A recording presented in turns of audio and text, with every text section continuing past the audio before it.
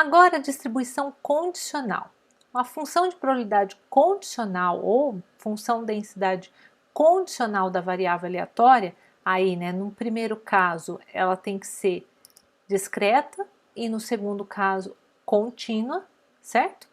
De y dado x é denotada por f de y, essa barra em pé, que significa dado, tá? Então, é uma barra em pé, dado x, isso é igual a função de probabilidade conjunta ou função densidade conjunta de xy dividido pela g de x, que é a função de probabilidade de x, marginal de x, ou a função densidade de probabilidade marginal de x.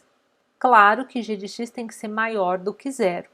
E essa restrição g de x maior que zero, sim, está no denominador. O denominador não pode ser igual a zero. A gente sabe que esse denominador está entre 0 e 1, porque é uma função de probabilidade ou uma função densidade de probabilidade. Então, a gente restringe aí, né, falar que é maior que zero.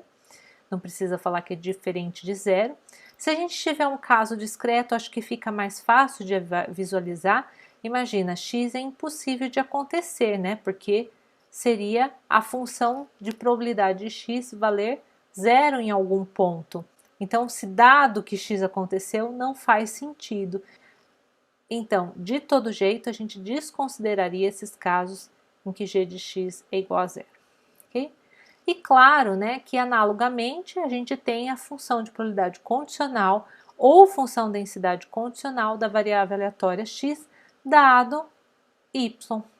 E essa daí é expressa por f de x dado y, e o numerador é o mesmo, ou seja, a função de probabilidade conjunta ou a função densidade conjunta, f de x, y, e o denominador agora é a marginal de y, que a gente denota aqui por h de y.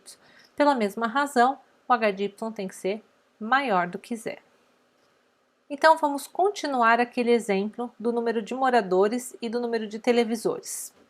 Agora a pergunta é qual a função probabilidade condicional de x dado y. O que temos que fazer?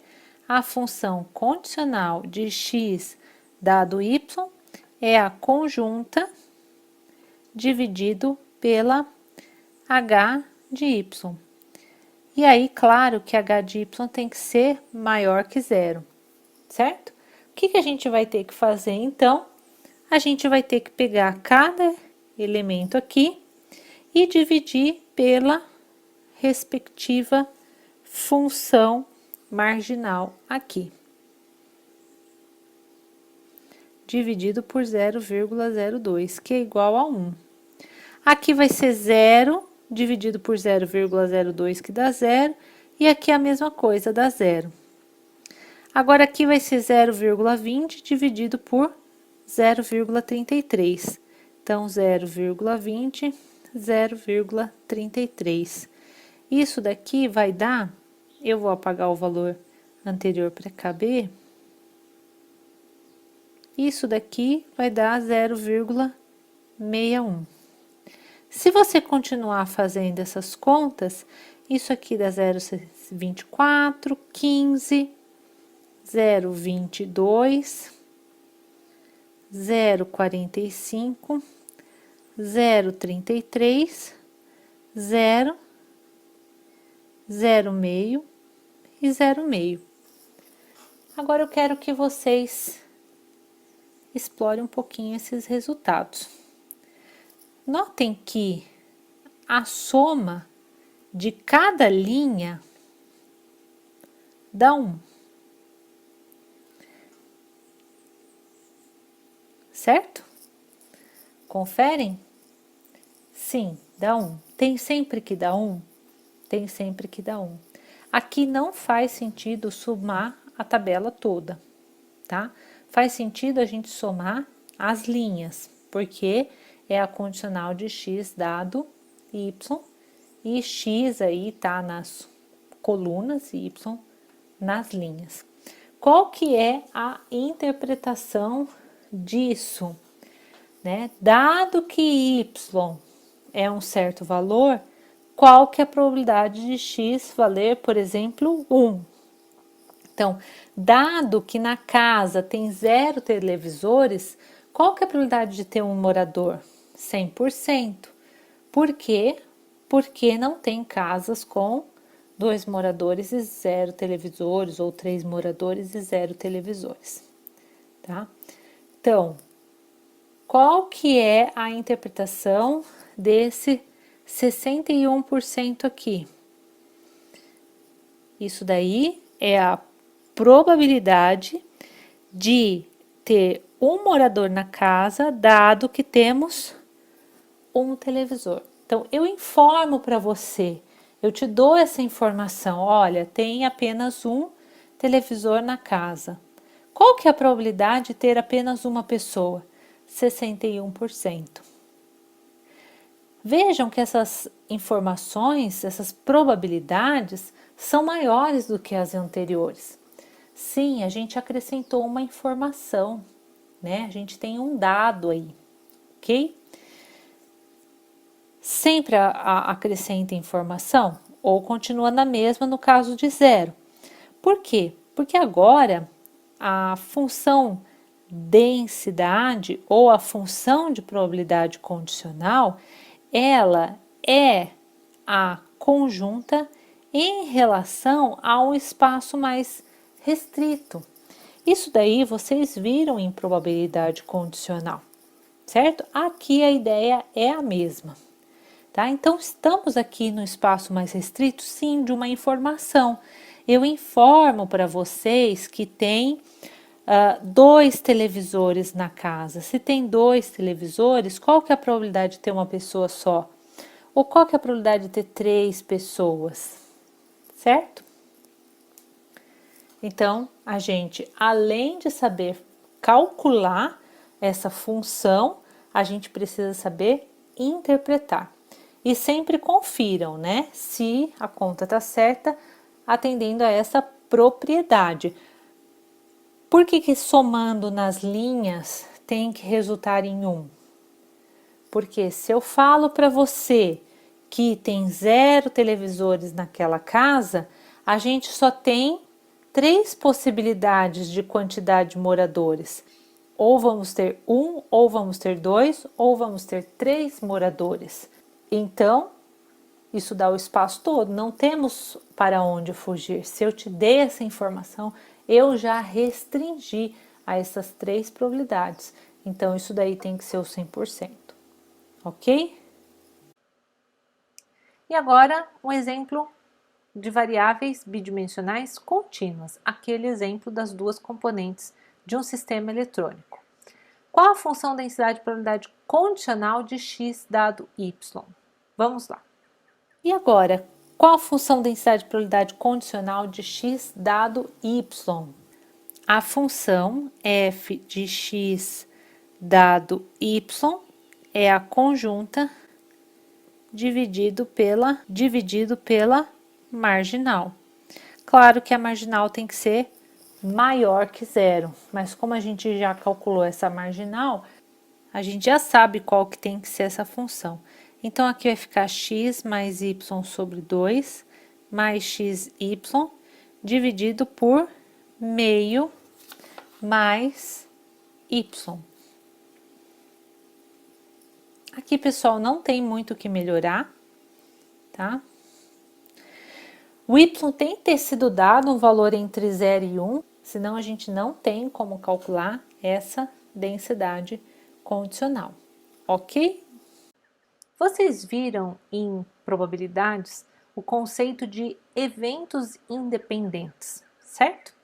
Aqui nós vamos falar do conceito de variáveis aleatórias independentes. Então, 2 variáveis aleatórias x e y são independentes sem somente ser a função f de x dado y, que é aqui a condicional, não importa se função de probabilidade ou se função densidade de probabilidade, certo? For igual à função marginal de x, para todo x, y pertencente ao espaço de probabilidade. ou, né, você pode ter uma ou a outra, f de y dado x é a marginal de y, ok? Essa é uma forma da gente definir independência de variáveis aleatórias, análogo ao que vocês viram de independência entre eventos. O resultado é que se x e y são independentes, então a função densidade-probabilidade conjunta ou a função de probabilidade conjunta é o produto das marginais para todo par xy pertencente ao espaço de probabilidade Rx cartesiano Ry. Alguns autores ou alguns pesquisadores preferem utilizar este resultado como definição e o que eu falei como definição como sendo o resultado. Não tem problema algum. Você pode definir que duas variáveis aleatórias são independentes se a sua conjunta é o produto das marginais. E aí você obtém aquele resultado da condicional. O que a gente não pode é ter duas definições. Não existem duas definições para a mesma coisa. Nós não podemos ter dois resultados, porque aí você não tem definido o que são variáveis aleatórias independentes, ok? Então, ou utilize esse resultado como definição e o anterior como resultado, ou utilize o anterior como definição e este como resultado. Vamos voltar ao exemplo dos moradores de televisores. E a pergunta é: x e y são independentes?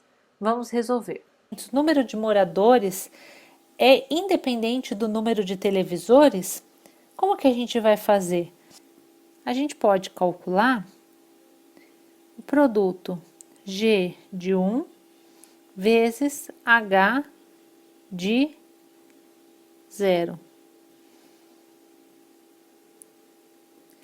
Isso é igual, o G de 1 tá aqui, o H de 0 tá aqui, tá?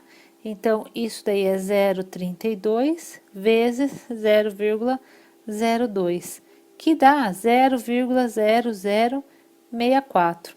Isso daí é igual ou diferente de F10.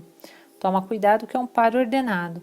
Isso daqui é 0,02. Portanto, isso daqui é diferente. Se o produto das marginais não é igual à conjunta, então a gente fala que x e y não são independentes.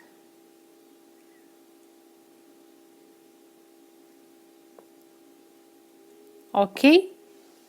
Bastou provar para um ponto, porque se são independentes e esse produto das marginais é igual à conjunta para quaisquer pares ordenados.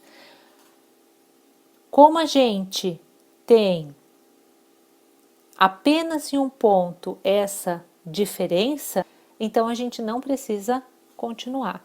Caso fosse igual, né, esse produto poderia ser somente para este caso, então a gente continuaria até encontrar um diferente ou até finalizar toda a varredura dos pontos do espaço de probabilidade. Agora, novamente, o exemplo das duas componentes de um sistema eletrônico. X e Y aqui neste caso são independentes? Vamos resolver. Agora aqui é bem parecido, tá? A gente faz o produto das marginais, G de x, H de y, e isso daqui é 3x sobre 2 mais 1/4, que multiplica meio mais y, e isso daqui vai dar 3x sobre 4 mais 3x y sobre 2 mais 1/8 mais y sobre 4. E isso é, não vou me arriscar a falar para todo, mas para quase todo ponto no espaço de probabilidade, que é o 0,1 cartesiano 0,1. Então, esse aqui é o nosso ômega, ou Rx cartesiano Ry, tá? Isso daí dá diferente da densidade conjunta. Portanto, aqui também não temos independência. As variáveis são dependentes, ok? Ou posso falar que não são independentes, tá? Se você quiser comparar para um ponto, você pode substituir essa função em um ponto qualquer desse quadrado 0,1,0,1 e pega o mesmo ponto e faça aqui a conta. Provavelmente esse valor vai ser diferente, porque são dois planos aí que eles podem até ter intersecção, tem que ver se eles não são paralelos, mas são planos diferentes, então não são planos coincidentes. A função densidade conjunta não é o produto das marginais, portanto, não são independentes.